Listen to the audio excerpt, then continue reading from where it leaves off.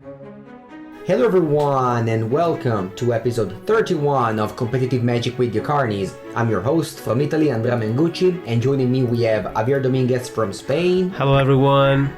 And Anthony Lee from Australia. Hola. The gang is back, the crew is back. It's just the three of us. We had some nice guests, but today it's just the three of us. We'll be talking about the previews of the new set, March of the Machine, which is about to go out. The full spoiler is almost out, and then we will talk about some of the events that happened over the weekend, like the LMS in Prague, the RC in South America, and so because there is the last regional championship, the one in San Diego this weekend, and then we'll have the full list of qualified people for the Pro Tour. That's gonna be exciting. All right, guys, what have you done? Have you done anything cool this weekend? Anything worth reporting to the listeners? I lost some tournaments. I don't know if that counts. I played some challenges, modern challenges, and I don't remember what else. I played some Murktide, and that's it. I lost a lot of games. I also tried to play the Open. I think this Open, like Arena Open this last weekend, was Shadow of Innistrad Remastered. I did not test it, but I think it was fun. Like, I think it's fun to play these formats, particularly if you have played them before. Like, you know the cards already, even if you don't know the format. So I kind of will say, like, this time I did enjoy it. Like, I stopped playing the Arena Opens that were sealed for a while, but these ones I'm definitely playing them the same way I play, like, Dominaria or whatever. So yeah, good job by Watsis for doing those. And yeah, it didn't go very well, but that's life. That's magic. What about you, Anthony? I didn't play any tournaments really. I think I might have fired. I think I tried the Arena Open, but I only fired like one bullet or whatever. So, but yeah, it was a reasonably cool experience just to see those cards again that I haven't seen for I don't know how many years it is now. But yeah, it was a nice little nostalgia trip. But yeah, other than that, no particular events or whatever. Still playing regularly. Mm-hmm. Actually, Anthony, the Pro Tour Shadows of Innistrad was the first time we met. Do you remember? Yeah, I actually remember that because someone said, this Wildfield Scarecrow card doesn't look very good. And that reminded me of our first interaction. So, yeah, we were playing on, what was the platform, Cockatrice? Magic Online. So basically the same thing. No. It was. Or was it Magic Online? I think Yes. it was like... No, it was Magic Online. Okay, I don't know why, but I have these memories of I didn't have the picture of your card. But anyway, you played this 3-mana 1/4, and I thought it was a proxy for some other cards. So that's why I have this picture of me, like... But yeah, that was the first time we practiced together, and we slept in... Do you remember that story? When I tell it to the listeners. Well, one related story is that at this point, these years ago, Mengu didn't have the level of English that he does now, and he told maybe a few too many people than I would have preferred that we were sleeping together, when in fact he merely meant that we were staying in the same hotel room. But I don't think he really knew what you were saying at the time. But yeah, I wasn't remembering this part. I thought that was... I didn't know this part, but it's a good part. Really? No, me neither. First really? time hearing it. Well, anyway, that's what I thought of when I thought of Wildfield Scarecrow. So Shadows of Innistrad, that was quite some time ago. Actually, do you remember when they had this like tweet thing of like saying something that nobody else can say?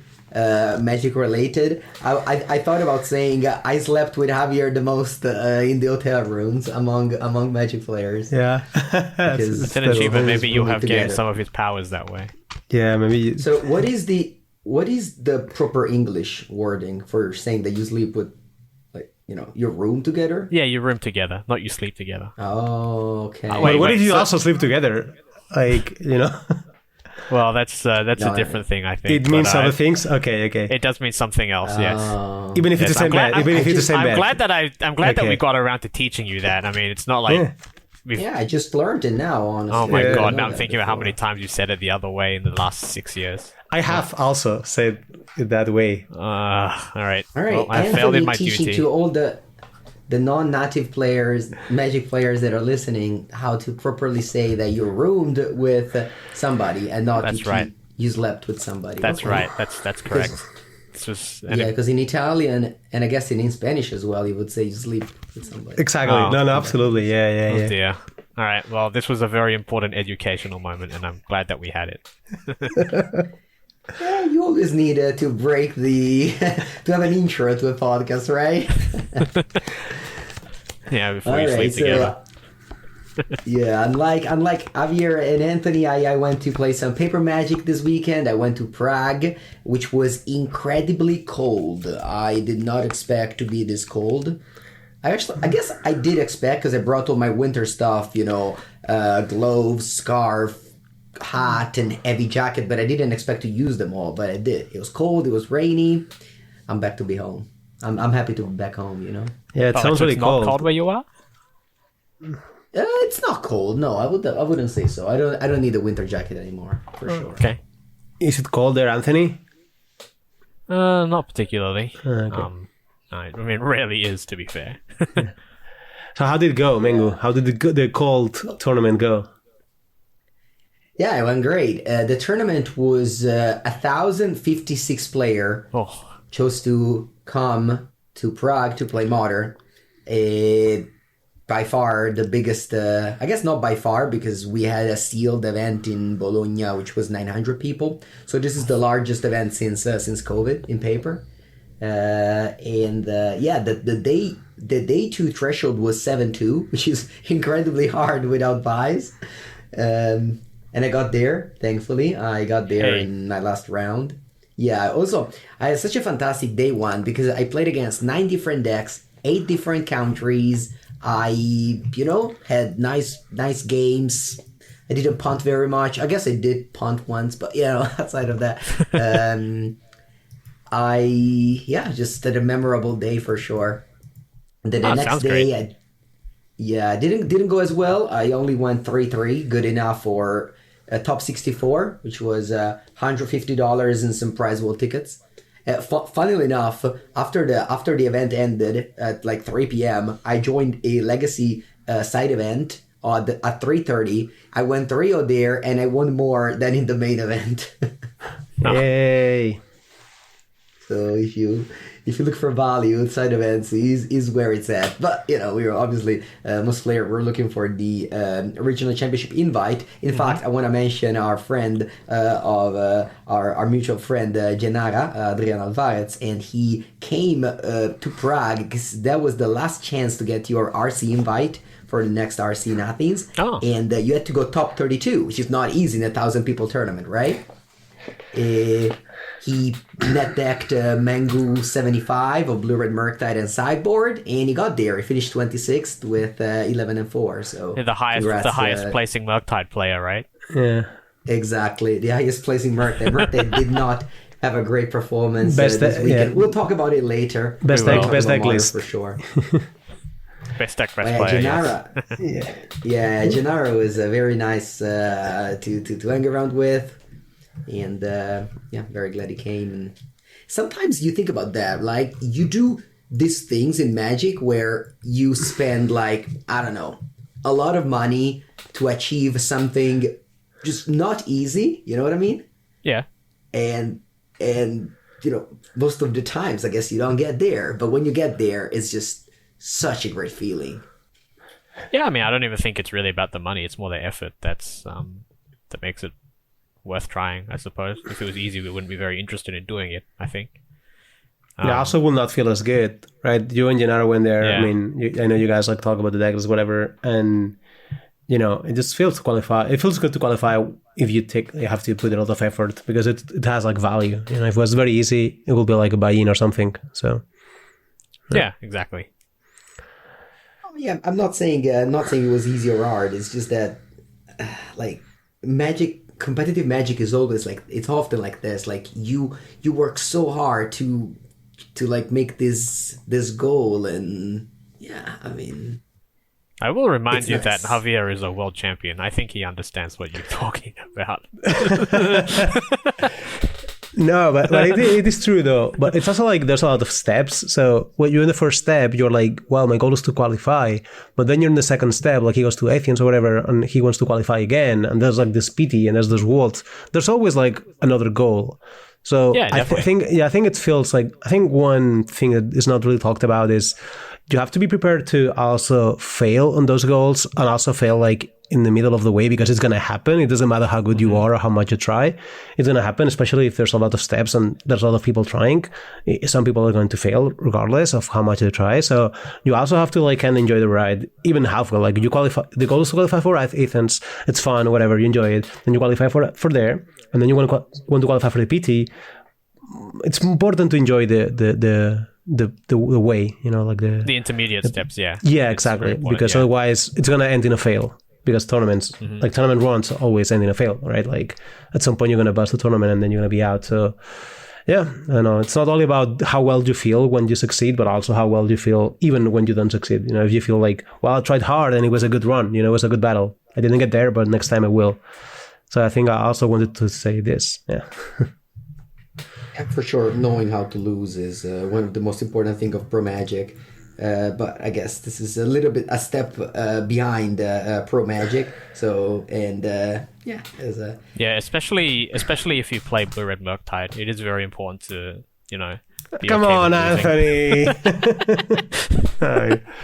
Anthony has been a big hater of Blue Red Murktide recently. I don't know who sparked all this hate. What happened?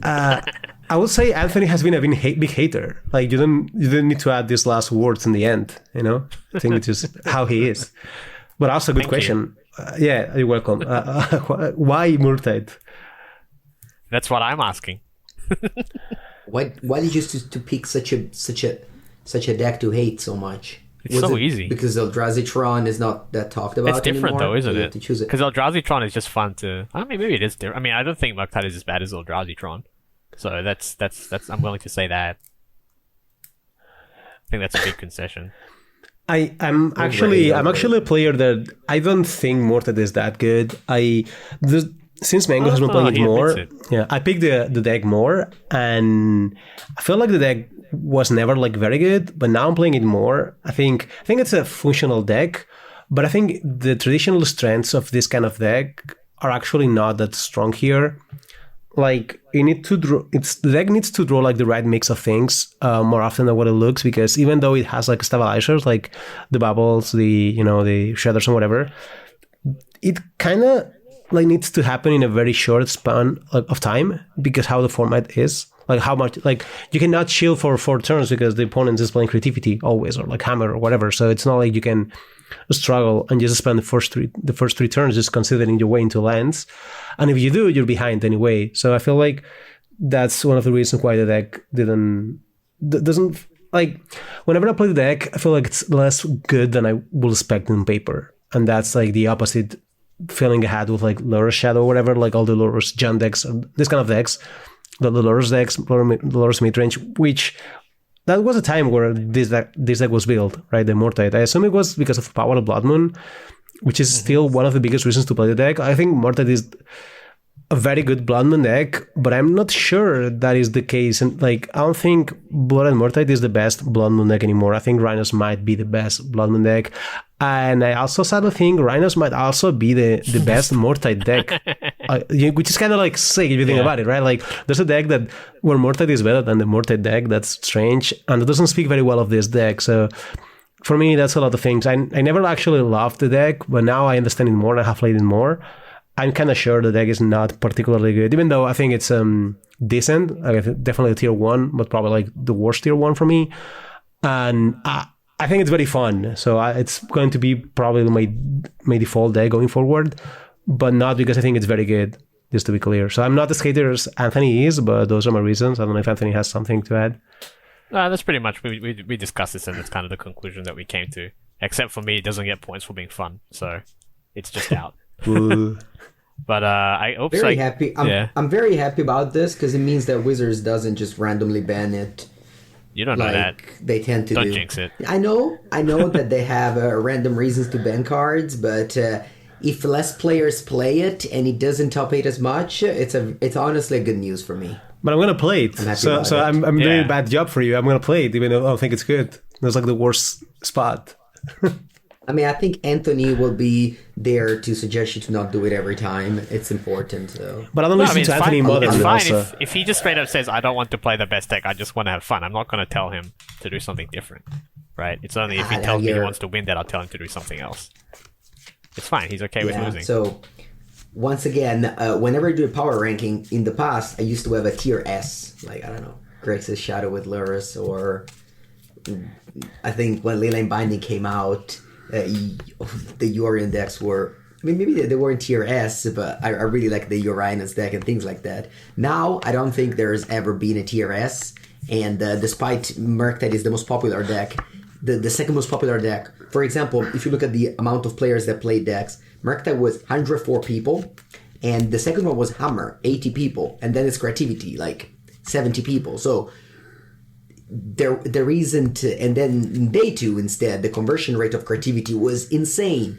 Creativity did so well this last weekend. I guess we'll start talking about Modern right now, so we can maybe even. Yeah, we've like, kind of gotten here now. We will loop back to where this is not what we planned, but I this want to is say where one we more are thing. now. I want to say one thing about this, though. One of the challenges in this weekend, I played Blue Red, of course. I played against Merfolk twice, and one of them beat me. Merfolk's so good. I know I said it before, but it was very tough to play against Merfolk from Blue Red, even though it's supposed to be a good matchup.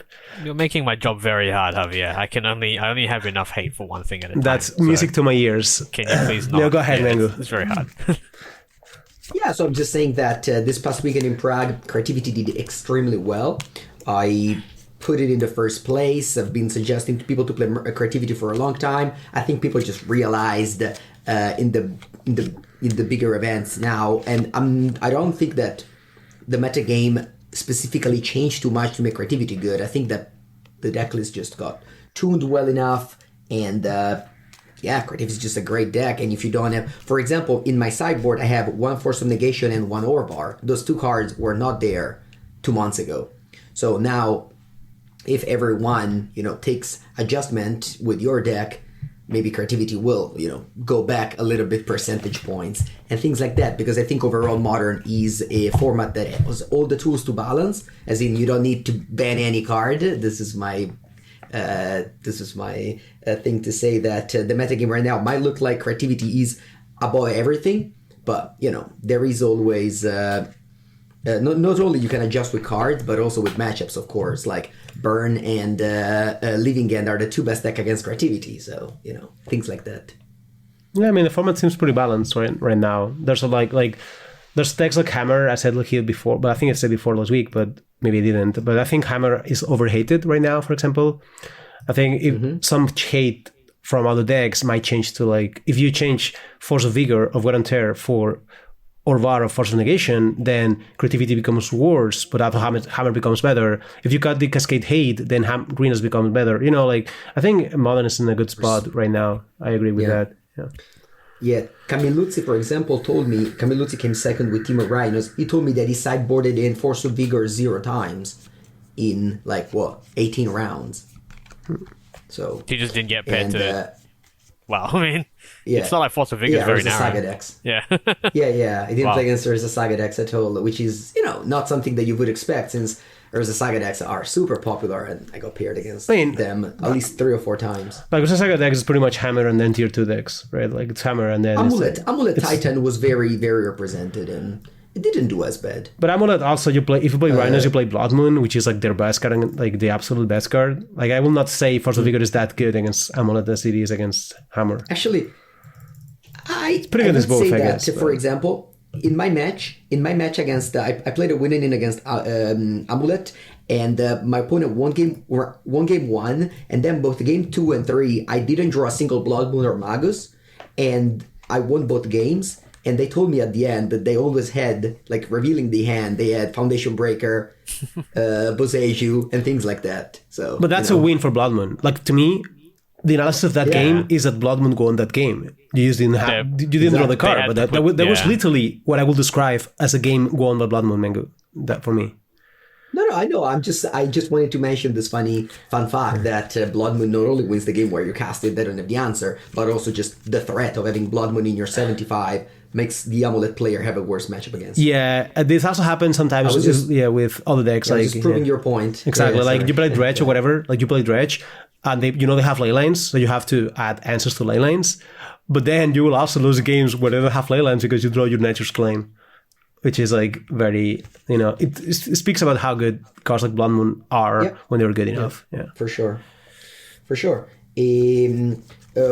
can. Good story. We haven't mentioned yet, but I think it's time to mention the winner of the event, which is Respect the Cat, which is a popular streamer from Austria. Congrats, Marcus, and that was a great achievement. He went X1 in both days, which is very impressive for a deck that literally nobody plays except him, which really proved the strength of Modern, that you can master a deck and you can bring it to the highest, you can win such a big tournament. Congrats. Keruga, it's I'm pretty sure the player's conclusion is that it's good enough, but it's still like strange to me that Ren 6 is worse than Keruga, even though I can still, like, for example, matchups against Crashing Footfalls, I would rather have Keruga than Ren 6, for example. So that's probably one of the reasons for the player to pick Keruga. I don't know because you played the deck a little bit, you actually talked about it. How do you feel about that deck? Yeah, so I played Keruga for a while. I even tried it to play it in one of the showcases at some point, or a PTQ, remember practicing it. The problem with the deck it's that it's weak to combo. For example, the creativity matchup is bad. Leaving Get matchup is bad, or whatever in general. I mean, of course, you can draw Teferi and then it resolves. But overall, the weakness of Keruga is that you cannot play cards like Flusterstorm or maybe Dovin's Veto and things like that. I don't think it's necessarily Ren 6, although, of course, resolving a Ren 6 on the play against Murktide is usually game over. But also, sometimes you win against Elementals because they flood. And whereas Keruga, if you resolve it, if you pick it up in your hand and you play it, it's huge. Like, they have to counter it most of the time. Whereas Kaira, people don't even play Kaira anymore because there's other things that you can't play anymore. It's just not even impactful at all. So I would say that there's a trade-off, of course. And So I guess the question I want to ask is, this person won a tournament with 4 color elementals. They are clearly an expert of the archetype. So do you feel they won because of Keruga, or do you feel like they might have won without Keruga because they just played the deck well? Like, do you think Keruga is the big deal here, or do you think just like, whatever, this is a good deck played by the player that knows it, and I will not read very far on the Keruga? That's my actuation, actually. I'd like to do that question. It's a great question, and unfortunately, I can only say that this is a very expert Modern player. Like, he streams a lot of Modern, he plays a lot of Modern challenges, he has results with lots of different decks. So maybe he could have won the tournament even easier with for 5-color creativity, for example. Okay, but I mean, the player played this much and is an expert in elementals and decided that Keruga was correct, right? So no, but that doesn't mean like it can go that way as well. Yeah, I understand what you mean, but we have made some changes. Like, I don't know, we took out the basic from Shadow, and you asked me like, how big of a deal was this? I was like, I mean, not that much, like, it depends on how big it is. He posted on Twitter saying, "I won with this deck," and before you ask, yes, Keruga is worth more than Ren 6. I think that was his tweet. He's probably been asked a lot. Exactly, because yeah, exactly. I mean, but also, like, of course, he plays the Keruga in the tournament, plus also wins the tournament. He's not gonna be like, Keruga sucks compared to Ren 6. So that's also to be expected. That's why I'm asking you out as well. So my experience against Elementals from the Murktide side is that they flood. So it's very real. Like, the flood is real. And also that whenever I played against Blue Eye Control, for example, with Kahira, it's just not impactful. Yeah. So maybe Keruga is very good. I think it's big. Like, I think against Murktide, I'd rather be on Keruga version than on the Stefan Schultz version from the Mox. That's big though, because if you go against Murktide, you want Keruga against Murktide, you definitely want Keruga against like Rhinos, probably, and also like control decks or whatever, mirror matches, probably also against creativity as well, because against creativity you can probably outpower them a little bit more. So I don't know about that. I think that the matchup against creativity with this version is really bad. Well, it's even worse if you don't have Keruga, no? Because Keruga means... I'm not saying that the regular 4-color deck is good. It's just that you don't even get Flusterstorm, Dovin's Veto, or whatever. No, but if you play Keruga, you play more cards. Like you can have more Eldritch Norn cards. Like this player has 2 Eldritch Norns, right? So those cards are good against creativity. So I feel like maybe this is just good. Maybe Keruga is the way. Interesting. I mean, it's painful to think about cutting round 6, though.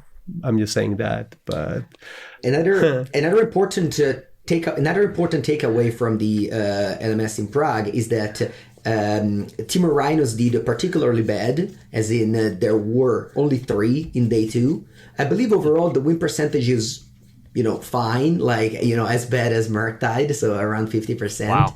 But the second place finisher, Camilluzzi, he went 6-1 against creativity. I mean, but that's a classic. Like, if you throw enough people into a tournament, one will go X1 against creativity. Like, that doesn't. I doesn't know, tell but much. In the late tournaments, he said that, for example, in the topic bracket, he beat Ben Jones and I don't remember the other name, but both of them beat 2-0. Like, he 2-0'd both of them, and in the Swiss as well, of course. So overall, I would say that this list. I don't know. It always seems like it's just noise, really. Anthony doesn't like it, Mengu. You know that. It's just nonsense. Okay. Noted. It's like when people say Things 306, Alankedy I just doesn't tell know. him to shut up. It's Anthony doesn't like Anthony the hater doesn't like the game scores. Mengu, I like your story. Keep going. all right. Okay. Carry on. I'll note. I'll add it to the list. Anthony doesn't like. Yeah, there are Wow, many that things must I be don't a like. sick list. Like such a long list. Do you have enough space in the hard drive, like in your hard disk? I'll buy you a new one. No, actually, not very much. Not very much Yeah. space. Anyway, so if you're looking to beat, what was Creativity. I saying? You're looking to be If creativity you with were your looking to NS. beat creativity, I think not only Living End and Burn, which are like clearly good matchups, you can also look into like a different version of Team of Rhinos with main deck Dispute, main deck Murktide, no Fury, only a couple of Furies, and things like that. Like an adjusted version. Yeah, that's the Bullwinkle version, right? The type of Exactly. Yeah, that version Bullwinkle seems and very Oliver good. to Michael. Yeah, that version seems very smart. Like I don't love seems it great. enough. Yeah, wow, something Anthony Also, doesn't hate. That's so new. Yeah, I watched Marco play against Stefan in the Swiss. Stefan was playing Blur Murktide, and one of the things that I liked him doing a lot was that post sideboard he never put 2 Rhinos into play. For example, if you suspend the Crashing Footfalls on turn 1, he never played another Cascade card to not fall to explosives, which is something that sometimes when I play Murktide, I often get to kill a lot of Rhinos with one single explosive. So if you're a Rhino player, make sure to think about that. In the I think matchup. that's a big deal, right? Yeah, That's an interesting note, yeah. yeah. It's maybe Suspending Rhinos on turn 1 is important, but you have to think about don't get caught on turn 5 with 4 Rhino tokens in play. Oh, that's a good advice. Good to know. Hot tip.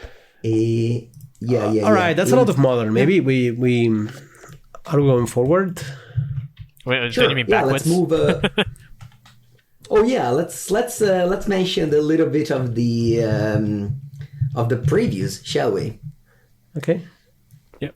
Let's go. Although Okay, yeah, first, actually- hang on. If we're going off our plan, we also have a new person on our Patreon, Clyde. So shout out to Clyde. That's true. Yeah, we just got completely thank you, sidetracked from our Clyde. plan, but that happens. We do Yeah. things organically. But thanks, Clyde. Or we can also, thank you by the Yeah. way, we can also slow roll the previews a little bit more and just talk about the South America RC first.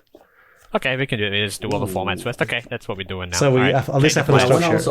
also What? do a shout out to Clyde, who I met in Dallas. Oh, you actually met him. Okay. He actually got married a few months ago, a few days ago. So Oh, congratulations. How do you say? Happy congratulations. Okay. Congratulations. There's lots of ways you could say it, I suppose. How would you say it in Italy? We. How would I say it in Italy? Yeah, I guess congratulations. In Spain, they say congratulations or sorry sometimes. It's like this kind of joke. I mean, that's what they say. I'm on the congratulations side of things, but You are such a boomer. Oh my god. Yeah. It's actually ridiculous. I am. Yeah. All right. Then I guess so we'll just go okay. on to move on to the formats, and then we'll go back to the previous. Yeah, exactly. We talked the formats, so let's talk New a little bit plan. more. Make a plan throughout the plan. Yeah, Make a new plan. exactly. This is the plan. The plan is talk about the South America Regional Championship. So what happened there? Santiago de Chile. Yep. They had a South America Magic Series won by, drum roll, Francisco Benitez. Yep. Congrats. And he played a deck that you don't see very often, do you? No. Domain Control. Yeah, that's. I mean, I guess we saw it like at the start of the season. Like it won the RC in Southeast Asia. But we didn't see. I mean, we just don't see a lot of this deck in general. But it took out the South American Regional Championship. I think the big story was just what happened with the metagame as a whole is just completely different. Like if you look at this top eight, it's just not what you would expect at all. It's Domain, a mono white deck, 2 toxic decks, an Esper deck. Another mono white deck and a Boros deck. Which that's kind of new. It's the mono white deck splashing red for Fable of the Mirror Breaker. But there's something that I didn't say there that kind of stands out, doesn't it? No Grixis. Again, it's a Grixis. Right? Yeah, again, that's very Did rough. people not play Grixis? No, they did. But like, They so here's the thing, right? So if we read out the win rates of the most played decks at the South American Regional Championship, it's really. Are you looking at this? This is wild, right? Yes. So Grixis was the most played deck. Again. Had a 38% win rate, which is that might be a record. I don't know if I've ever seen the most played deck have such a horrible win rate. And below that, Rakdos, managing to bat a 50-50. Apparently one of the best decks out of the top 5. Mono White had a 44% win rate. Esper Legends, 46%. Mono Red, 36%. Soldiers, 45%. Like, all of the most popular decks just got completely destroyed. And then Toxic and Domain did very well at over 60% win rates each. And Boros also did well, as well as Grixis Reanimator. So it's a very strange inversion. Like, sometimes you expect the best deck to not do well, right? Or the most popular deck, I should say. That happens, and it's not that strange, especially in Standard. But for it to fail so badly is something. But then also for the next 4 or 5 decks to also fail, I don't think that's ever happened in Standard. Like, this regional championship has very strange results. It says something good for the format, though. What's that? Say it again. Yeah. When I think about a deck failing so hard, the most popular deck failing so hard, I remember that MPL Weekly with blue-white control. Do you remember? Yeah, I remember. So I remember of this one. It was very bad. I also remember the MPL split tournament where there were like 10 ultimatum decks and there were like 8 in the bottom 9 or something. Yeah. You remember that one? That, yeah. Because I made day 2 and it was like, wow, this deck was very good. And then I look at the standings, I'm like, just an absolute slaughter, yeah. It's like a slaughter, like 25 or something less. Yeah, I also remember like one PT where the extended PT where the Rock was the most played deck and it was like super bad also. But yeah, it's not very common. Yeah, but for me, the most striking thing here is like, it also happens sort of like this in Canada as well. So this is not like a one tournament thing. Yeah. It's already the second tournament. Like, this was a more extreme case, but certainly in Canada, it was a more extreme case, but for me, like, the fact that it happened in 2 times in a row, that's now like a real thing. It's telling, like, because like, it's specifically that it goes so tournament. far against expectation, I think. Exactly. It's not like this is one tournament. Like, at this point, it seems very, like, it's not given, but it seems very unlikely that Grixis is like the best deck anymore or whatever. Because in one tournament, the best deck can do one for different reasons. But once you have 2, it just like it starts becoming like less and less likely pretty fast. So for me, I mean, I will say like it's very hard to decide which deck is the best deck in the Standard right now. I think that's an important thing to note when passing results, specifically that you need a lower bar. If something was very unlikely and happened multiple times, then it becomes more reasonable to think that something else is going on as opposed to just variance. So normally I wouldn't say, there were 2 events. So this obviously means a lot. But if it's 2 events and something extremely specific and strange happened in both of them, then maybe we can be, that's why we're taking this more seriously, despite the fact that normally that's not a large sample size, blah, blah, blah. I like that point. I agree, actually. Yeah. I don't know if we have, do we have any particular explanations? Because obviously we are saying that this is a very strange thing that's happened. But, as with most things in Magic, why is important?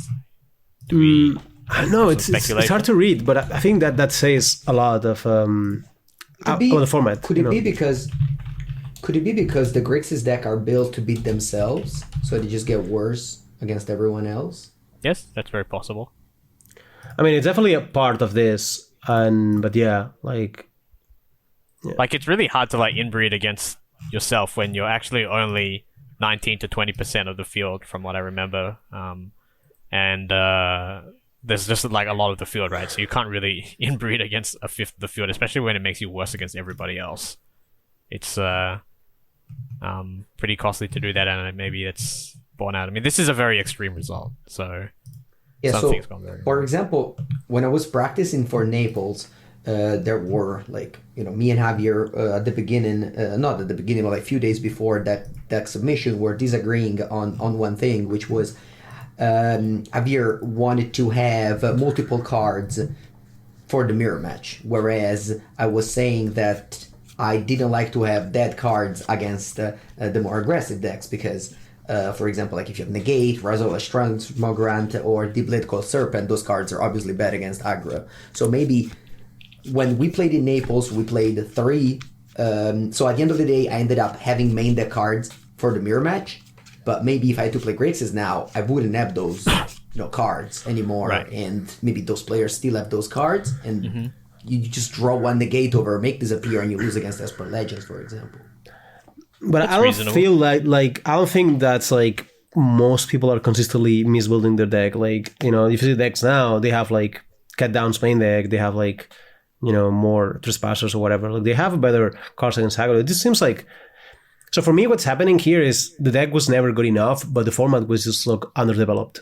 Like Grixis was good when it was like only standard Magic Online challenges, which is like at the end of the day like 50 people or whatever, like I don't know 100 people, but it's like a very small pool of people working there, and it moves like some people try to breed every week, but the other ones just copy.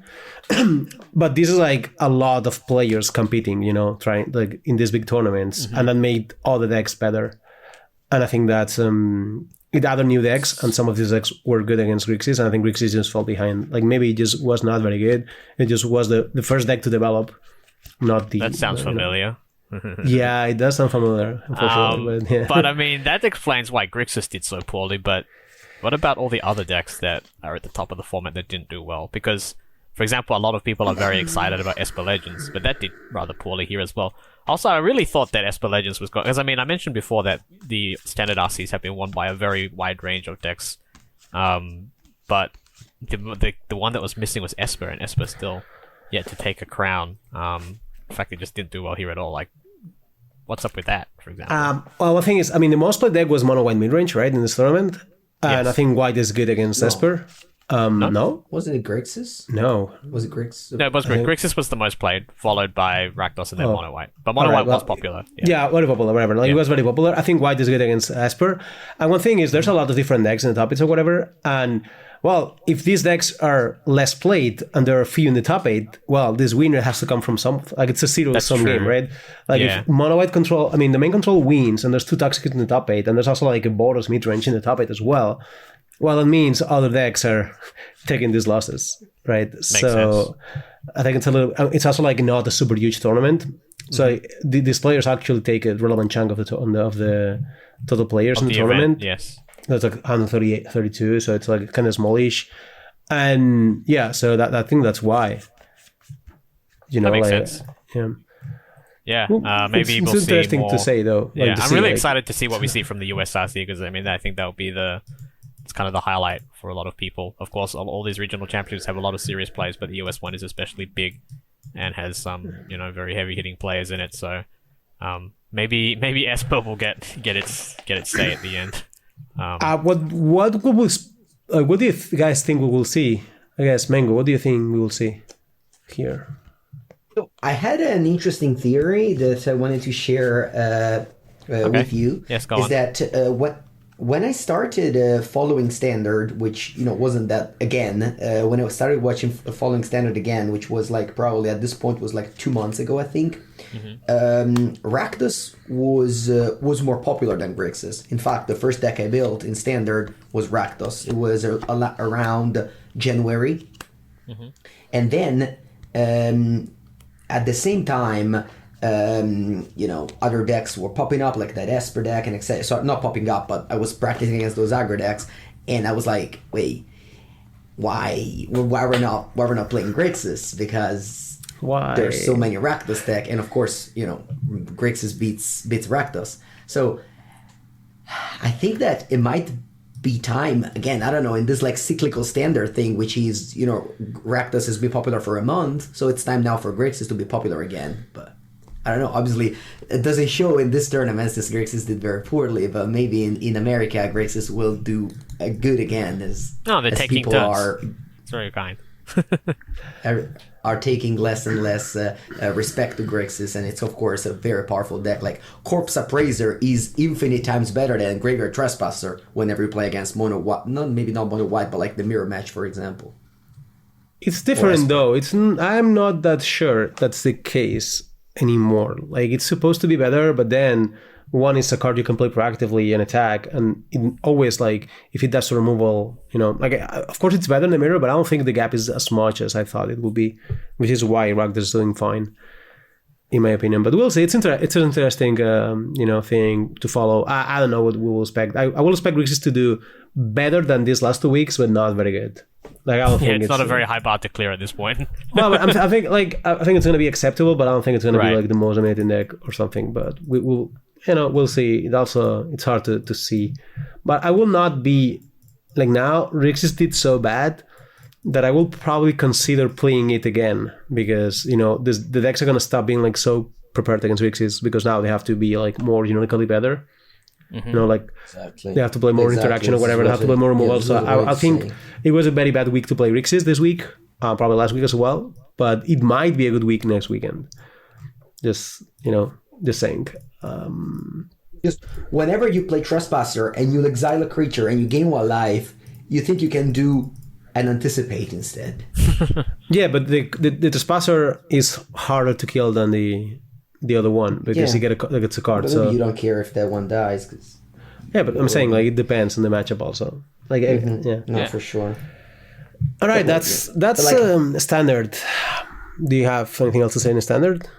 Yes, I have one question. Do you know if there's going to be coverage? Because I'd love to watch some standard coverage. I think you think so? I'm sure there will be. How could there not be? There's always coverage. Did you get to catch any of the LMS Prague coverage? Actually, didn't. I think. No. Okay. I follow you on Twitter. They had a lot of viewers. I think a lot of viewers with good casting. Martin Juza was there too. No, I watched like a game. I think on the top. Yeah, I think I watched one, but that's it. I didn't watch. Oh, that reminds me. Wow, how did we get back to the open Decklist Discord? I thought that was done like months ago. How did this come up again? What's going on? That's true. I have a theory. Sorry, you just mentioned Martin Juza, and I was like, how is it? Yeah, how are we talking about you this? go ahead, Mengu. No, I just wanted to answer Anthony. What happened was that Saffron Olive posted a deck picture of a player playing with the Manatites. Right. And somebody mentioned that he got a lot of people. And Kibler said that open decklist is the biggest mistake has ever happened to modern Magic tournament. Oh, wow. Blame Kibler. No, he said it's the worst thing to happen to competitive Magic. Which, what did I say? Yeah, something like this. I think it was something like modern tournaments, like modern Magic. Modern as in modern, like modern times, not modern format. Yeah, okay. And that escalated very fast. Wow. Yeah. They were like that was very escalating because they were like these some of the things were worse for Magic than this thing. Like a few things come across my mind, but yeah. They, someone was bored and they were like, there hasn't been a Twitter drama in Magic for long enough and I'm just going to create one. Why did they pick an old one? It happened. They could create a new one, yeah. I was so confused. I was like, why are people talking about what happened? All right, now I know. That's helpful, I suppose. Yeah, it's just like, someone decided like, let's just discuss about this because it's been some months already. See you in Christmas, Decklist. Open Decklist lovers and haters. Yeah, maybe there's a schedule, so maybe in 3 months again. 3 months, well, it's fine. We can do this every 3 months. That's good. We have this discussion. I actually don't hate it compared to other Twitter dramas. So that's true. There has been worse for sure. There has been worse. Yeah, it is fine. It's also like a thing. Like I have kind of like I'm in peace with myself. I have my opinion, but I also think there's a lot of fair points. Like some of the points I can understand / relatively agree with him, and if they are like not fully what I think about.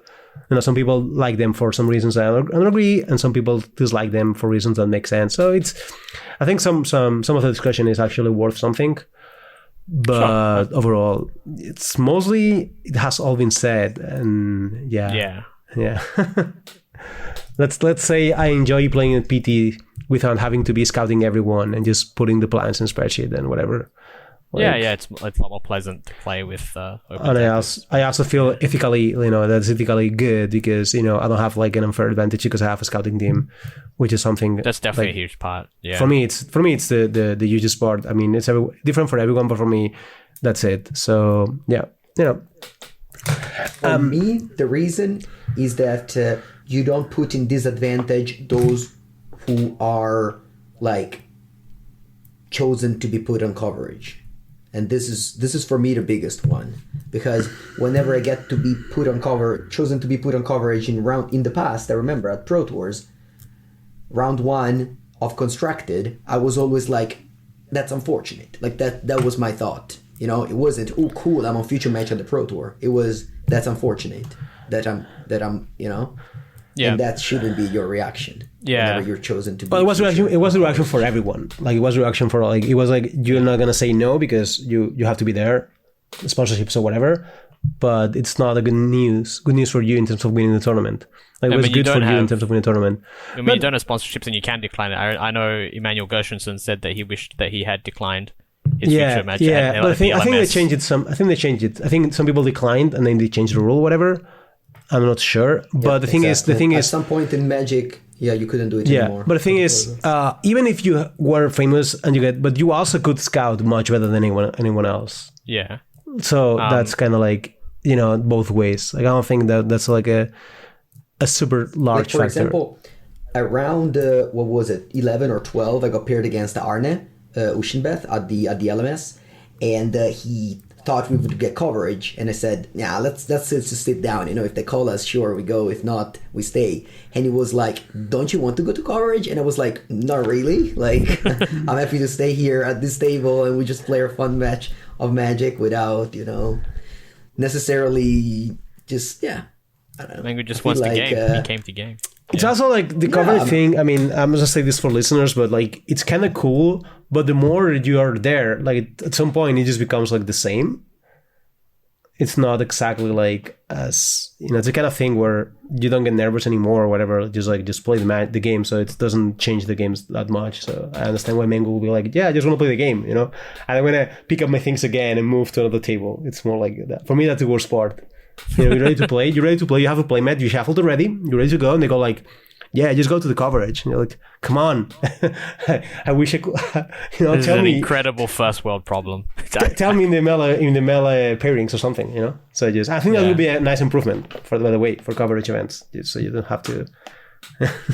All right. By the way, shout out to Arne. We had a fantastic match, me and him. It was really good. Did you lose? It formed a big crowd.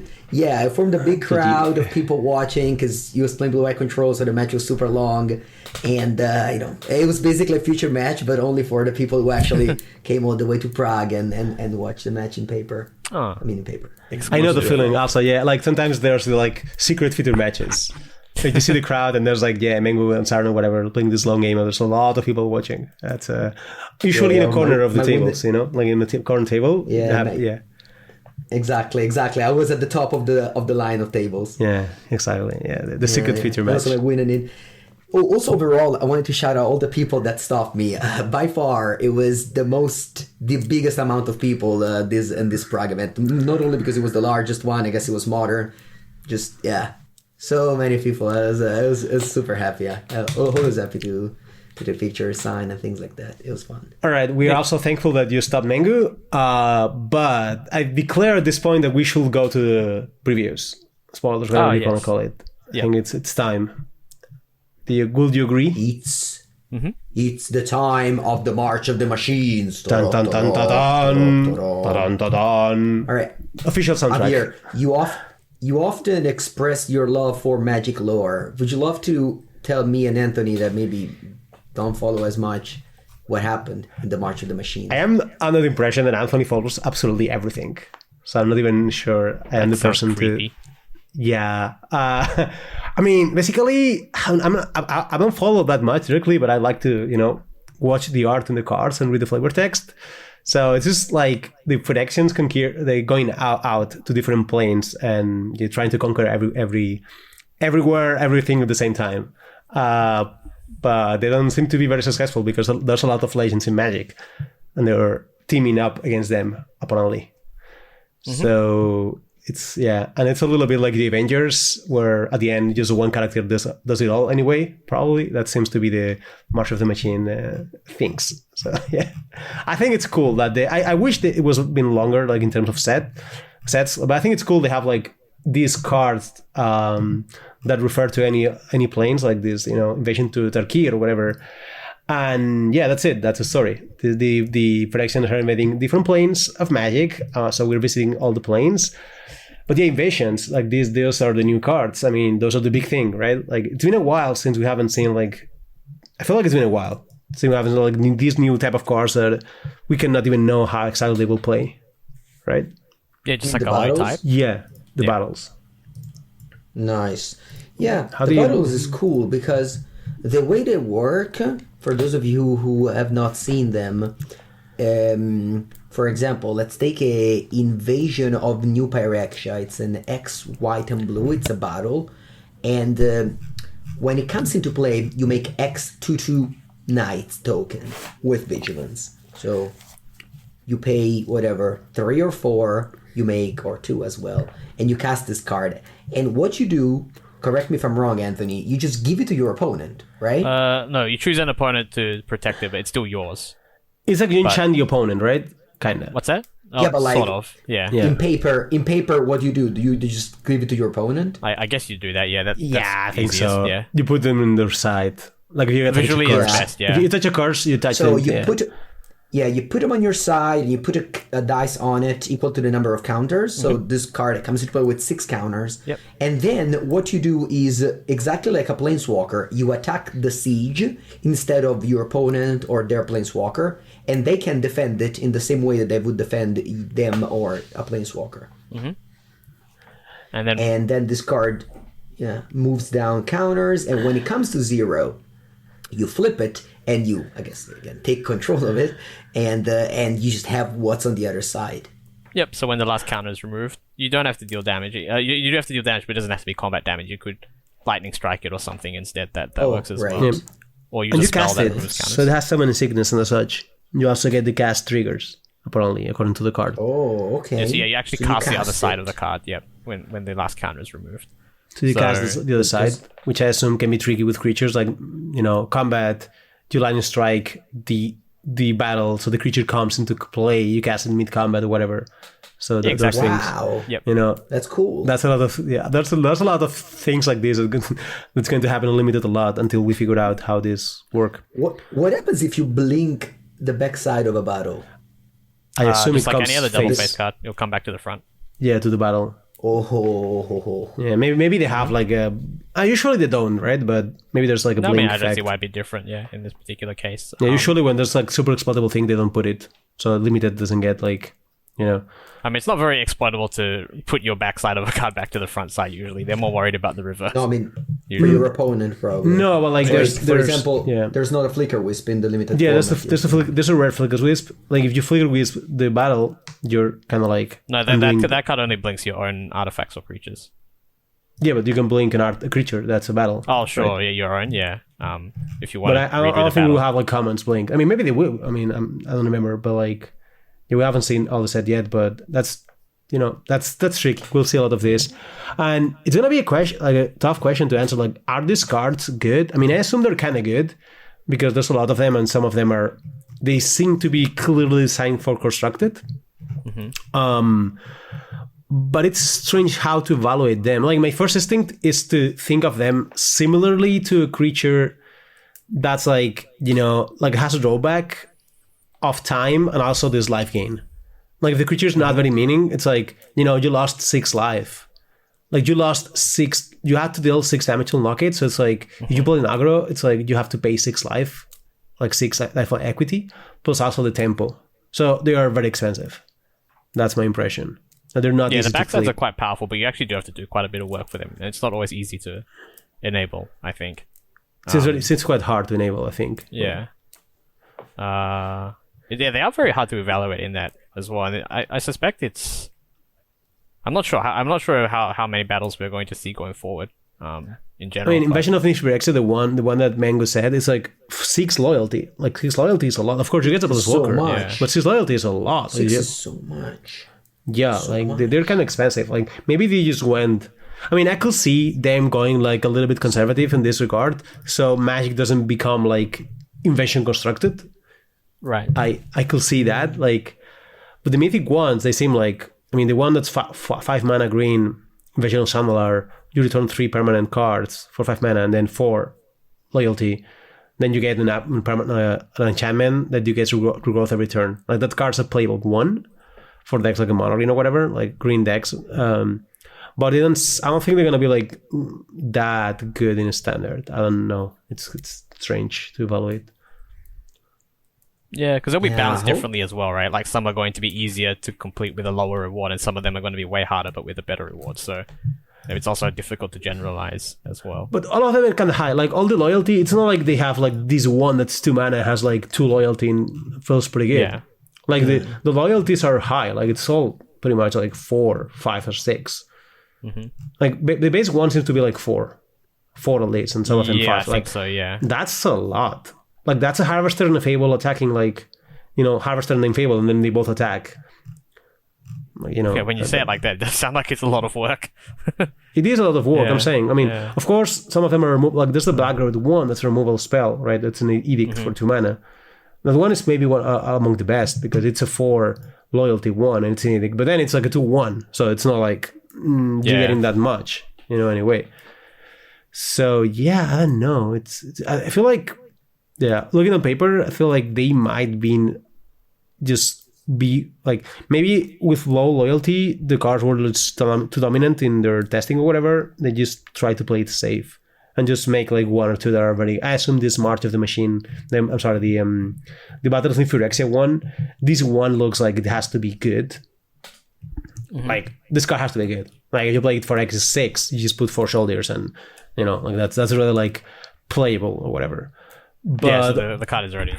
Yeah. yeah, like this card is almost playable by itself, right? So that's but most of the others are not, and I just think they envisioned the situation where what if the battles are just so good? We didn't know, like if they misevaluate this, they didn't want everything to be about battles. I feel. Yeah, because that can definitely put people off a mechanic, right? If the initial iteration is just too strong, then people tend to blame the mechanic and not the individual designs, I think. So that makes sense. Yeah, there's one I like a lot. I think the Invasion of Ixalan is among my favorite cards in the set. It's the 2 mana for loyalty battle, whatever. You look at when you enter the battlefield, you kind of look like an impulse. Like you look at the top 5 of the library, and you reveal a permanent, which is like a bad Oath of Nissa, which has proven to be a multi-format superstar. So yeah, and when it flips, it's a 4/3 trample. When you cast a spell, it gains indestructible. I think this card is, also green, probably among the easiest, the best ones to actually flip these sieges because a 4/4 just attacks. So, one thing, I assume these are permanents, aren't they? Yes. So we can proliferate the opponent's one. I mean, yes. you can Yes. with a green guy. They can be proliferated. That's probably like intentional. That's quite funny. I assume they can be proliferated. I think that's a cool thing that could happen. But yeah, I think this green one is among my favorite ones because even if it's good, it's likely not going to be like massive. Yeah, that but one might this even be looks Pioneer playable. playable, right? So Yeah, I think this one yeah. looks like playable. But yeah, most of them, I don't know. It's very hard then again to evaluate it them. doesn't look like a very powerful or push mechanic to begin with, but obviously that's with a large grain of salt because it is literally an entirely new type, so they're difficult to evaluate. But yeah, I agree that they seem costly in general. Yeah, it's also the thing, like if you play cards that are like, slowish or whatever, in constructed, you tend to be like control-ish decks, right? Like removal decks with defensive card advantage or whatever. So these decks are not particularly good at attacking, usually. Yeah. So it's a little bit strange to feed this, I think. It's like the opposite of Planeswalkers. There are Planeswalkers that instead of protecting, you have to tag them. It's a seal of Planeswalker where you have to attack a Planeswalker. If you can, you get things. So it's. I have to say though, it's very cool that they got to design these cards that feel like we don't know if they're good or not, but also they don't feel like they don't feel like out of the game. Like they don't feel to me like, wow, this is not Magic cards. They feel like Magic cards. They feel like very Magic cards actually. So have a good word for those because I think it's cool. Yeah, they feel like authentic Magic cards, and they don't feel like they could have been something. It feels like they needed to be a new type. Right, but it's not just a new type for the sake of it. Last time we had this was Companion, actually. The Companion mechanic, which I felt like the other way around. I felt like this is not exactly the game we're, playing. And this feels like they're trying to just put something else in this situation, like forcing it or whatever. I don't feel like this time. I feel like this is just a great addition. Yeah, this reminds me more of Sagas, Sagas were not an entirely new type, but they were a new, kind of card, a subtype that... And when they came out, you're like, that makes sense and they're fun to play. So hopefully we see that with... battles as well. These are probably like sagas at the beginning, I guess. What other cards did we want to talk about? We can talk about a card I've been asked about this weekend in Prague, which is Ren and the Realm Breaker. It's a Planeswalker, costs 1 green, comes with 4 loyalty, and a static ability gives all your lands to tap and add any color of mana. With a +1, you animate a land, and it gets X-Proof, Vigilance, and Haste, and it's a 3/3. So kind of like the old Nissa, but it also gives it X-Proof. But also doesn't untap. Turn. But non-tap. Until your next turn, which is actually relevant, right? Because you can protect Bren. Yeah, but not like Nissa that was permanent. This is... Yeah. No, yeah. I was... of course. Yes. The -2 is also good, because you mill 3, and then you can... put a permanent card from among them into your hand, so you can kind of card advantage. Notably another Ren. And you can, if you can get 2 of these Ren, they can protect themselves. I think that's good. You have to mill. It only takes permanent for milled cards. No, I know, but if you have one and it dies, you play the second one and you get the first one, so it has to be attacked again. And you can just kind of loop them. No, you can't get the first one. No. Why not? It's only among the top 3 cards. Among the top 3. Oh, then it's way worse than I thought. Yeah, it's really not that good. Okay, I thought it was fine, but I thought it was the growth permanent. Well, okay, yes, obviously it's not a bomb in modern or anything, but it doesn't seem that bad. I mean, the comparison you guys think it's unplayable in modern? The comparison that killed it for me is that someone said this is basically like an Oath of Nissa with rebound, and I'm like, oh no, that really does look like a large Oath of Nissa. It is kind of an Oath of Nissa, for 3 mana. That is not. Yeah, it seems pretty bad. At least for Pioneer Mother. I like the +1 that lets you. Do you untap the land? No, you don't. Wait. No, you need 4 mana. The land, this card would be completely ridiculous. If you tap the land, it would be good. Thought. No. I thought you would play this on turn 3. Untap a land, attack, and then have 1 mana up to play push or bolt. That's funny because we both managed to misread the card in different ways. But the thing is, having listened to other people talk about this card, both of those misreadings have been common. But this card is just massive bait. Where I don't know, maybe it'll be better than I think it is, but it feels like it was very easy for people to misread this card and think it does something quite powerful. Yeah, it just doesn't do either. I thought this was an amazing turn 3 play, but I guess it's not. Yeah. However, I want to say something. In my experience, cards that are often misread actually also get underrated. Because we're we think this card's good, then we think it sucks, and then maybe it sucks, but it doesn't suck as much. Right, you think it's easy to overcorrect. Yeah. I think that is true, and that has happened before. But in this case, I would say this card is not particularly unusual. It's easy to misread this card because we expect it to do something that it doesn't do, as opposed to a card just being complex, which is where it becomes easy for misreading to cause us to underrate a card. I just think this card doesn't do anything particularly unique. I think it would be easier for me to believe that it's not as good as it looks, that it's better than it looks if it did do something unusual, but this just feels like a generic card drawing spell to me. It doesn't protect it protects himself kind of well in standard or whatever, but the payoff isn't that good.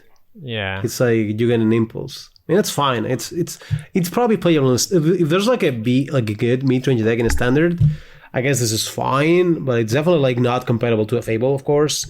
But also like it doesn't add to the board much, so it's like a card drawing. Yeah, it doesn't seem that good. It seems worse to me like the Nisa, the 5-mana Nisa. I mean, that's just. I mean, that's not the, really a good the one comparison. legal, the 7-mana legal, the Nisa from Nifurexia. Oh, yeah. I mean, I think those cards are quite different. To be fair, like that. No, they're different, but I think that one is kind of better. Like I think that card. No, I think that card's much better. Yeah. Yeah. But I think that card I would have compared to Ren and 7. Right. I think those are more similar cards. Yeah. This one I don't really know what I would compare it to. Maybe a divination of some sort in green. Like, it's like, But then again, divination for a permanent deck. So which means you don't have removal spells to protect the plus swapper. So because, do we want to maybe compare this card to like Green Sun's Twilight? Maybe, yeah. Yeah, I think maybe this card is like Green Sun's Twilight. This is probably better than Twilight. Yeah, I think this is better. Now you play if there was like a green Stumpy deck, this card will be playable there. Okay. Just think of a 3/3. Just think of it of like a 3/3 indestructible kinda for 3 mana. You know, or 3/3 hard to kill. Right. Like maybe that's what it is. Maybe that's like remember the Gideons, the white Gideons that were good at attacking because they were like a 4/4 can be killed. Maybe this is actually this card. And maybe that's why it's good because in that situation it's good. Like you're playing like 1 drop into 2 drop into this, and you're playing kind of aggressive green deck. Now that we're talking, you know. Yeah, maybe this could be similar to like especially as a sideboard threat against people who bought in like a bunch of removal against you. Like people have a bunch of like a Braids or Infernal Grasp or whatever, then you have Ren and Realm Breaker instead. I could see it's a lot of loyalty. Yeah. So even like sweepers, like Brotherhood Send or whatever, doesn't kill this. Yeah. Right? Like you got this plus and then you have a threat next every turn. So I think it's now I'm looking more of it like as an aggro card, it's maybe fine. Definitely not for modern or something, but like for standard. Also it untaps Nyctas, just saying. What do you think about... Doesn't untap anything. Sorry. Doesn't untap. got tricked again. Yeah. But I think maybe the card's Legacy lands. What's that? What do you think about discarding Legacy lands? I mean, 3 mana for Legacy. We think it's like barely like possible that it might see some standard play. Like, how can it possibly be played in Legacy? No, I mean that's what I not like about fair this one though. Is that it gives the ability to like Maze of Ith or Tabernacle or other non-producing mana Dark Depths. I think 3 mana is just too much. Yeah, in my opinion. Okay. Then the card just like for this to be good in Legacy will have to cost 2. I think. Okay. That's my impression. Yeah, no way that a 2 mana red could be problematic in Legacy, so that's all good. Is there anything else that you see? Oh yeah, there is a card that you suggested earlier that I could see playing Modern, Javier. Oh, there's actually some. There's this. The first one I see in Modern. Maybe it's good. The 1 mana trick, Search the Salvation. Oh yeah. It's a 1 mana instant. You and permanent you control gain hexproof until end of turn. And well, it also prevents damage from black resources, which is good against Brotherhood Sent, but notably good against Fury, which is a card the white decks often struggle against, like particularly Hammer Time. So there's a chance this card's playable. I don't think it's gonna be better than Blacksmith Skill, but there is a world where this card's also some useful. Nice things, like it fizzles like creativity, right? Same way that you would use Veil to stop Archon's trigger. Like you gain hexproof. No, because it's you and your permanent you control. It's not the skill does, but this doesn't. Huh? Like this card. Why this card doesn't fizzle Archon? creativity. Huh? Why wouldn't this stop Archon? No, the Archon, yeah, but not creativity. Yeah, no, I mean they're gonna get the Archon in play, but you don't get destroyed. It time goes the Archon. So it's this card seems like it could have applications for Hammer. Like maybe it's not now, but this also counters the Tatsis, right? Yeah, it's what I mean. Like you can counter like a bunch of things. Like they can go for the Grief start, the Grief Scam Star, Grief plus, and they Malaise, and you play this, and suddenly their plan is, way worse because they lose their hand, and you just play this card. So I think this card's probably playable Modern. I'm not sure if it's going to be good enough, but it's certainly worth trying, and it's a very good card against a Scam. Yeah. And against Fury, I guess this is a very good card against a Scam. That's probably the best you can do with Hammer against a Scam. The way I see this is that it's like a Veil of Summer that you can just play way more broadly. Like, I mean, obviously it's just because it's slightly different decks because it's white and not green. But, maybe that you can justify ever playing like one of this main deck or something. And then if you have this against Scam, it's incredible. Or some other Thoughtseize deck. It's a protection spell that I think has a lot of potential upside. So I could see this being. Yeah, countering Thoughtseize is a split card. It's very good. Yeah, I think it's a playable card. For modern, well, there's also the Yuta Takahashi card, which is pretty cool, to be fair. The Fairy Mastermind, 2 mana, 2/1 flash flying. Whenever an opponent draws a second card for each turn, you draw a card. And 4 mana, each player draws a card. I think the reason for this card maybe to be good is because it is very good against Conif, specifically Shredder.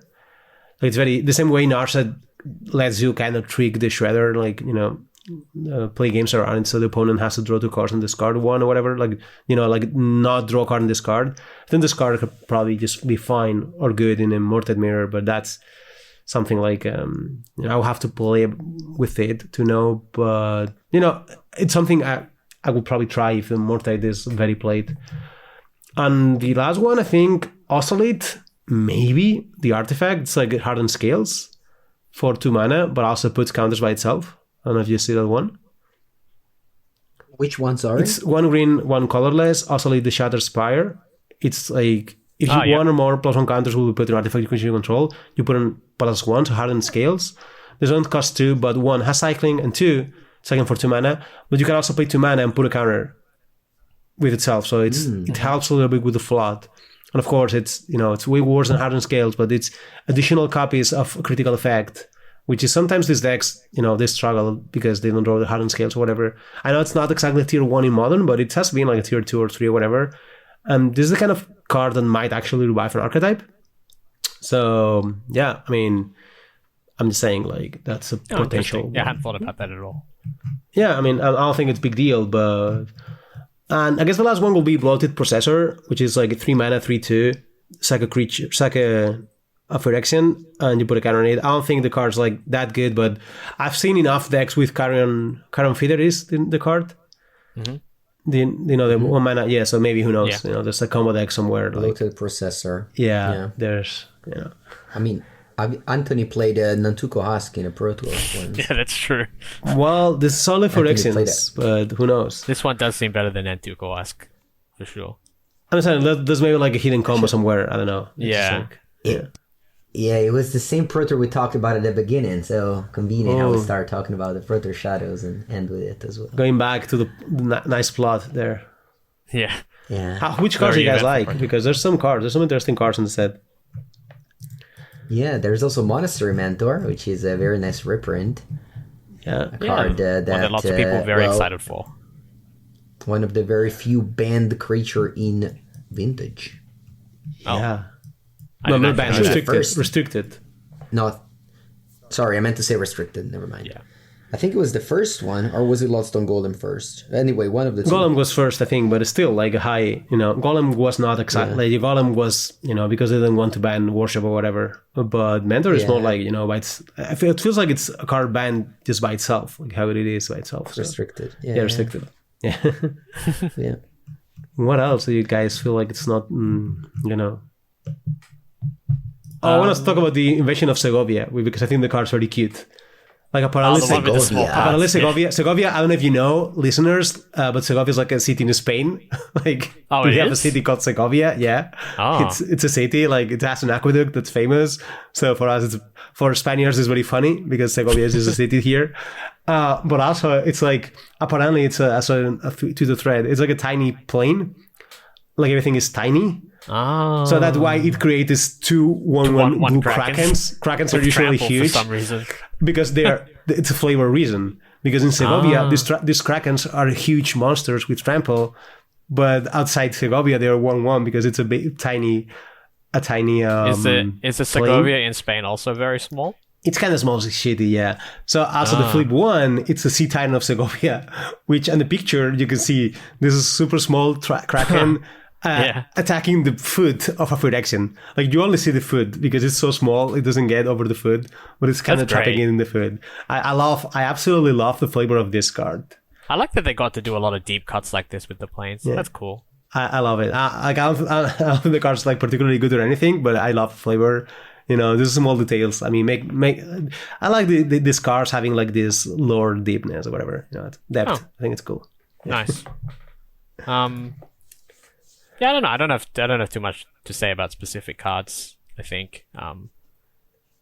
Yeah. I mean, there's some cards that could be. There's a lot of exciting cards. The Pioneer. Yeah, like there's this Deep Root Wayfinder that some people have asked me about. I even got asked if it was good, like a legacy mod or whatever. Who knows? I don't think it's very good. It's a 2/3 for 2 mana. When it deals combat damage to a player, you survive 1, and then you can reanimate a land from your graveyard to the battlefield, but tapped. Who knows? I don't know. It sounds like it's a lot of work. Like in every format where you could have used that with fetch lands, it seems like a 2 mana 2/3 is just way too far below rate. Needing to connect with it is, really maybe hard it's good in that. standard. I can understand though. why people were looking for it. Like maybe in a standard, imagine you play like this in a standard on the play, and then you play like 2/2 or whatever, and you play Harvester on 3, and then you discard land to the blood and you remake it. That's value, I'm just saying. That could be like, and the size is particularly good against Fable. Yes. Like 2/3 for 2 mana are And very good against Harvester. Fable Yeah. tempo wise. Yeah. So maybe it's an actual playable card in I standard. can see that. Sure. If there's enough ways to loot lands. It also surveils 1. So it's Here not comes the zero. return of Evolving Wilds, We already tried that with Solar Wind Evolving Grayson. Wilds. I don't know, there's some Evolving cards. There's Legion Duelist. I don't know if you guys like this. Like 2/2 Vigilance for 2 mana. Whenever one or more +1/+1 counters and put in it, draw a card. Once per turn only. This is a good in Pioneer with Sorin. There's some cards. I mean, that's not the most exciting card with Sorin, right? In the set. No, there's also like there's also like these like Galta 20 and mana Marvin.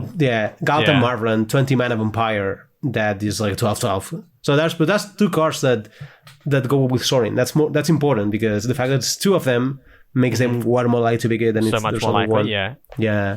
Especially because it's on both ends, right? Like one is good Yep. below Exactly. and one is good above. So, wow, Pioneer. The Galta Marvin. Like another theme of the set is they're going to different planes, including Segovia, but also they have like these 2 legends combined in a card that doesn't make any sense in some situations, and it's kind of cool sometimes, but some of them are hits, some of them are misses. What do you guys feel about this? Like, there's like Roxanne Kunoros, Sugon and Hutai, like there's Thalian the Greeted Monster, which is the one who was spoiled in Need for Extra Pretty. How do you guys feel about this? I mean, I don't have any strong feelings. Like, I'm not super against law. Like, I wouldn't ask somebody to black out the art on all of the cards because I hated to see them, but it doesn't really bother me too much what they put. Some of them are funny, I guess.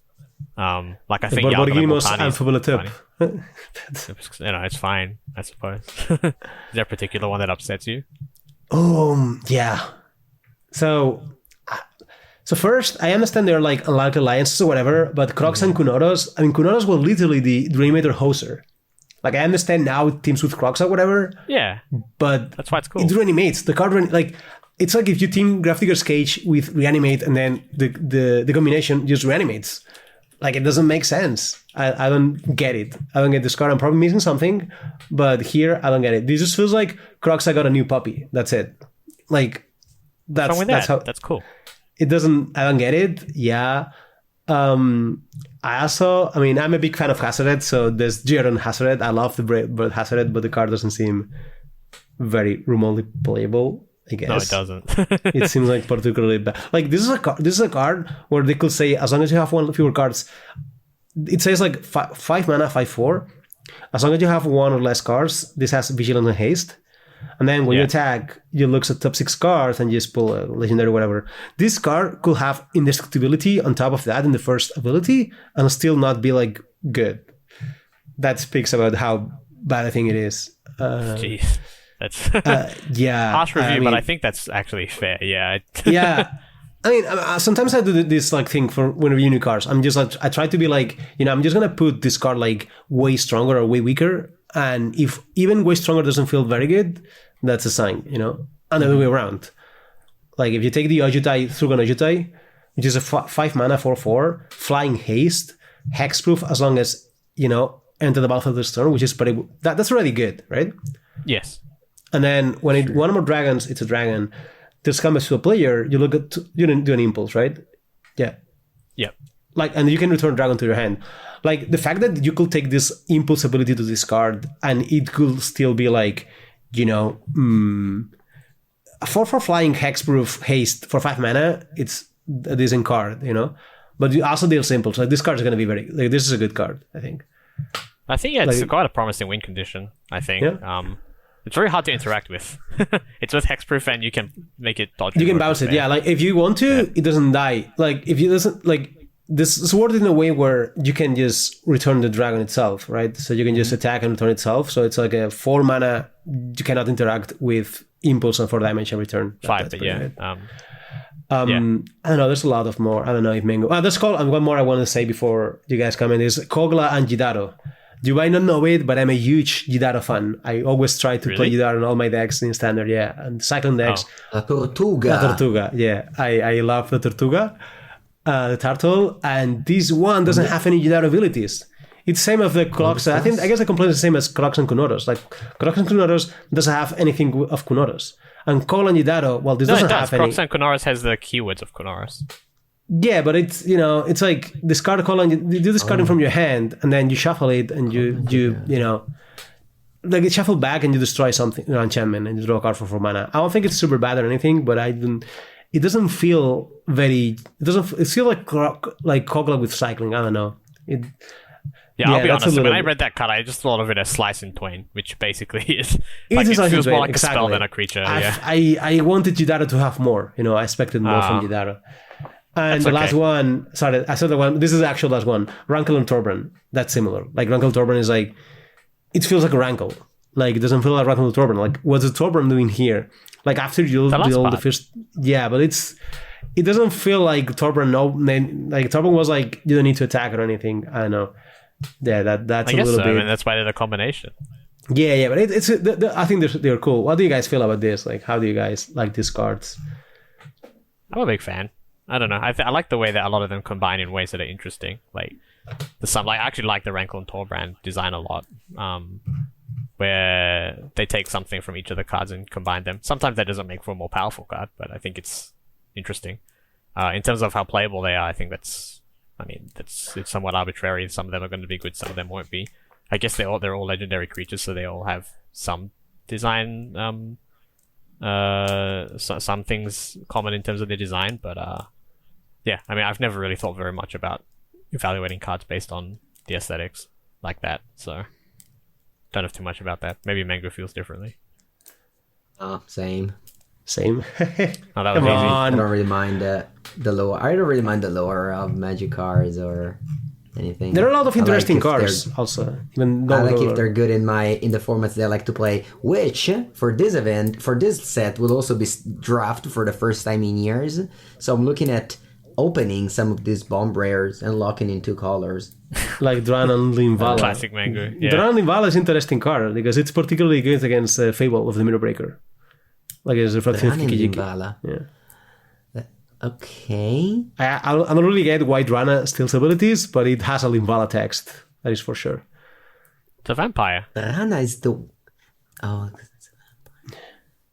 it's so many words. I was not ready to read all of these cards. It's Linvala. Okay, it basically steals your opponent's activated abilities. Yeah. It's Linvala, but it steals the abilities. It's kind of cool. I think there's a cool design. There's another card that I was reading earlier that has a lot of text, and that seems good. It's the new Venerated Loxodon. The Knight Errant of Eos or something? Yeah. Yeah. That sounds very good. It's a 5-mana 4/4 Convoke, and then you look at the top 6 cards of your library, and you can reveal up to 2 creatures with mana value X or less, where X is the number of creatures that helped convoking this card. So if you tap 5 creatures, for example, you look at the top 6, and you can pick up to 2 creatures that combined cost 5. That seems pretty good. I also suggest doesn't it seem like a good creature? Yeah, it's a 5-mana 4/4. Remember, Anthony hates when we call other creatures. Yeah, I don't really like that because this card actually does do something different to Venerated Loxodon. But I've already picked up enough things that I hate. A 5-mana 4/4 Convoke, and that's a Venerated Loxodon right there. It is. It is actually does something different. Like it draws cards. Like 5-mana 4/4 Convoke. I will allow it, but Anthony will instead of not. adding power and toughness. Like that's actually just I know, but still, okay. And then explain this, but like your mind went immediately to this card. For me, it's you can call it Loxodon. This card has like an awkward tension, right? Where like this kind of effect is good. Like you want to draw cards in grindy matchups, but in grindy matchups they kill your creatures, so it's harder to convoke this card with a lot. And this card gets worse more drastically the fewer creatures with which you convoke it. So that is true. For example, in a deck like Azorius Soldiers, this could be good. It's a knife though. Like you even have the token soldier tokens. that sometimes can't attack. I feel like it's a powerful card, but maybe like I don't think it's good maybe against creature deck. Those are removal spell decks, but it's just a main. But deck that's the card thing. to Like, me in I that want to deck. draw cards against removal spell decks, right? That's specifically the one place where I would play a slower card that draws cards. Yeah, it's hard to actually. Yeah, it's tricky. I think. Yeah, I'm not sure, But- but, but- like it's a powerful card, but I think that tension makes me less excited about it. But that makes it an interesting card. The fact that Yes, it has for like. It's more interesting when cards tension, have yeah. that tension than when they just have everything. That's what I'm saying. Like, it's probably a good. Like the fact that you see the card and say like, well, the rate is good, but it has tension, so it's a good thing. Yeah, for sure. I feel.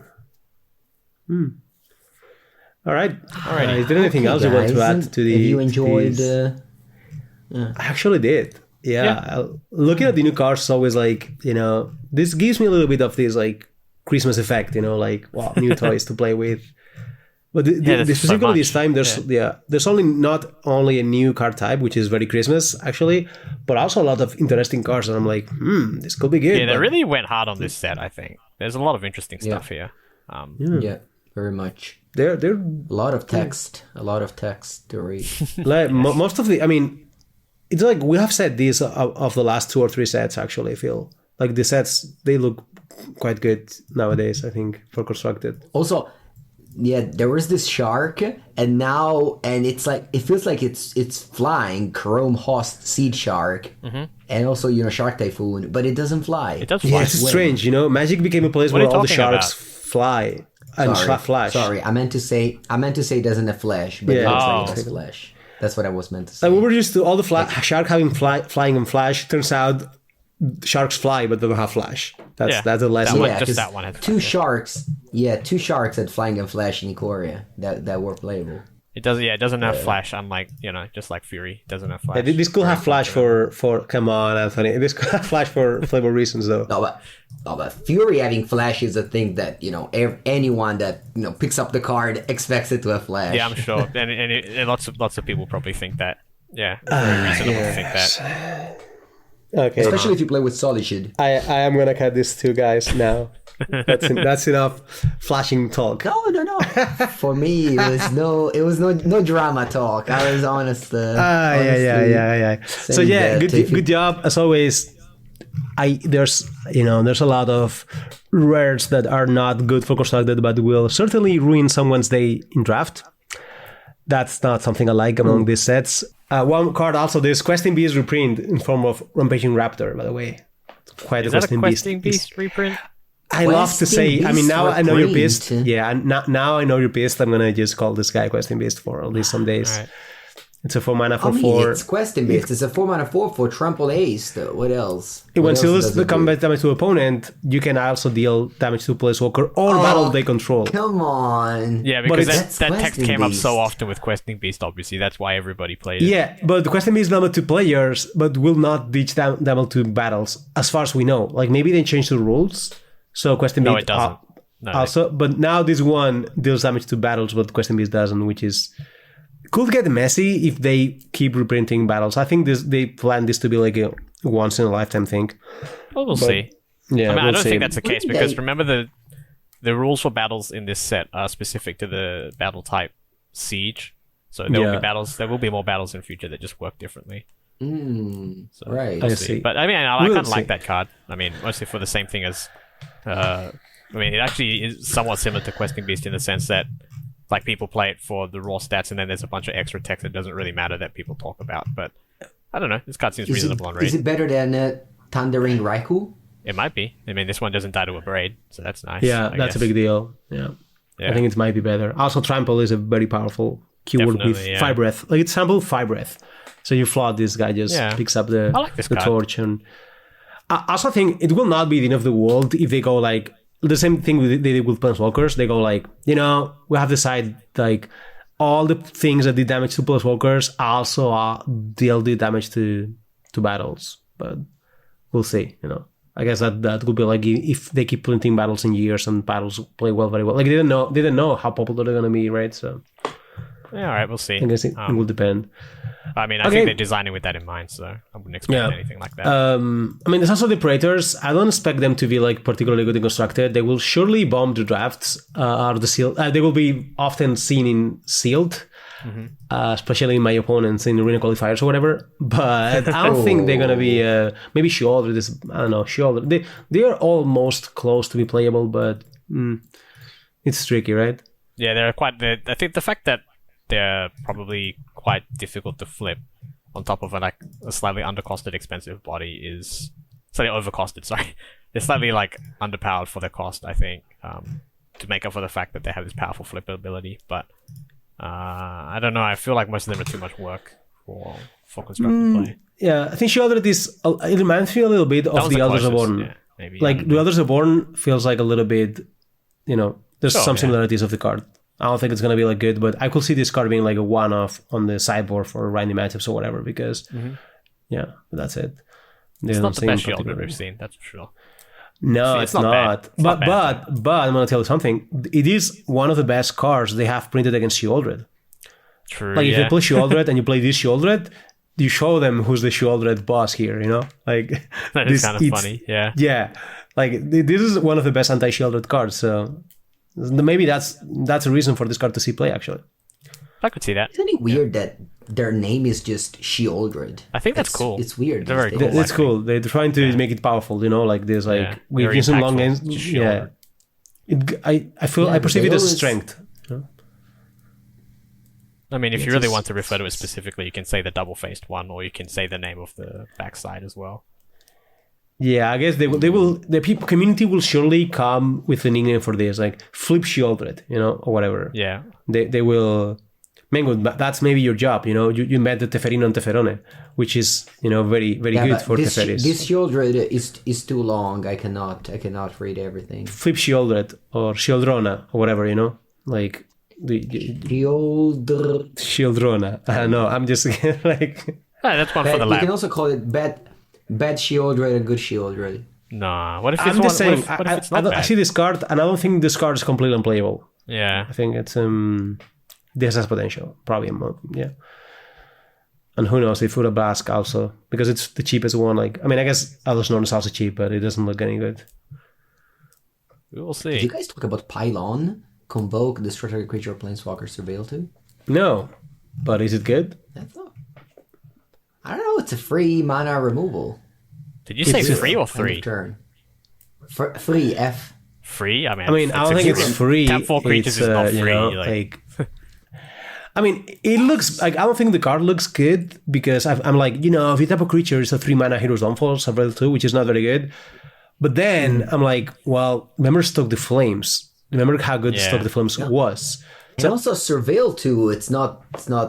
Yeah, it is good. It is good. Yeah. So maybe this card could actually end being quite good because of how good Stoke the Flame was. I guess E2 Extinction still play, right? And this Yeah, also this. Yeah. So this card is definitely playable. I don't know how good it's gonna be, but Extinction. Right, exactly. I like the way you referenced Stoke the Flames. Remember how good Stoke the Flames was, as if Stoke the Flames was not also in this set.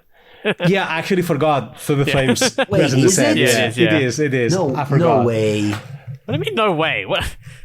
Stoke the Flames is in the set. Why is that unbelievable? It was a sick card. And it's going to be a very good card. It is a very good card, yes. And it is going to be. We didn't mention it, so I figured I forgot, but it's kind of obvious. I don't know. There's a lot of good cards. There's a lot of cards in this set. Stoke the Flames is a sick card. It's always been, and it's gonna be here. That's it. I don't have too much to say. The card's sick. It's very good. Nice. It is a very good card. That's cool. It reminds me. So this card is a black Stoke the Flames, which is worse, but playable. I think this card's playable. The classic standard playable removal. We'll see how good it is. Mm-hmm. But we're gonna see this card. If you play creatures, it's even better. Yeah, if you don't play creatures, it will become pretty bad. So I suggest. If you don't play creatures, it's not good. You probably don't play it. But if you play creatures, this out to 2023, so all the decks play creatures. Also cards like Wedding Announcement or whatever, they just make this pylon thing much better. Fables even, they just make. I was thinking about all these standard decks play a lot of creatures. So these Convoke spells are going to be premium cards. Absolutely, They might change the fact that like they might change the physicals of the threads if they're end being too good or like very good. That would be very bad for expensive cards like Shieldred or whatever. Like if you play Shieldred and your opponent can play like a 3-drop and pile on it, that's pretty bad, you know? Like that's a time walk type of bad level. So these 2 cards will actually impact the format, you know? We'll see. Like it's just the spoiler, but yeah, then again, good job here. I learned a lot of things today. I'm glad we could bring value. Yeah, value, First thing I linguistic learned value, was, yeah, everything. That you don't sleep with somebody, but you room with somebody. Mm-hmm. That was definitely the most important thing. Yeah, Yes, that's I think the that was biggest very thing. important. It is very important, Anthony. It is for yes. us. Now I'm thinking of other times I have said something like this, and people will have to look at me like, or at least they will have felt like, wow, that's strange. Yeah, that's what we call cringe. You Yeah, got to learn about okay. that as well. Yeah. What else did you learn today, Mango? I know that. I also learned that Ren does not untap a land. That's important. I also ran. You have to, mill the card you get back. Yep. And yeah, I learned that Stoke the Flame is in standard, and I learned that all the rares and mythics are a combination of 2 people. I didn't realize that. Not all, but there's a lot of them. I didn't even read the name of the cards. Yeah, that's and also there's no uncommon or rare lands in the set. Is that first time happening? I'm sure Not the it's first time, happened but before. it's not very common. Yeah, Yeah. It's only just the Barons and Tranquil Cove type of lands. Yeah, the mana base of standard is amazing, so I guess you don't need more. Yeah, you don't need more dual lands. They have all of it already. Yeah. All right, Hey guys, team. are we ready to wrap? Yeah, I Yes, think we're I ready think to so. wrap. Yes. Yeah, I think Anthony has taught us enough things today. Then we can just leave the rest for next week. The burdens of knowledge are heavy indeed. Yes. All right, yeah, you can close, Mango. I think it's a good I time. can go. I'll take it away. Thank you, everybody, for listening. Remember that if you want to join the Patreon Discord, patreon.com/carnies, there's always discussion there. You can give us feedback. You can ask us question about your next RCQ deck list. We are ready to answer your question and everything. So yeah, patreon.com/carnies. And again, thank you so much, Anthony and Javier, for hanging around. We'll talk about new things next week. Yes, I think we will. All right. Thanks, guys. Yeah. Thanks for the Patreon. Thank you. Bye bye. Yep. Thank you. Cheers, guys. Bye.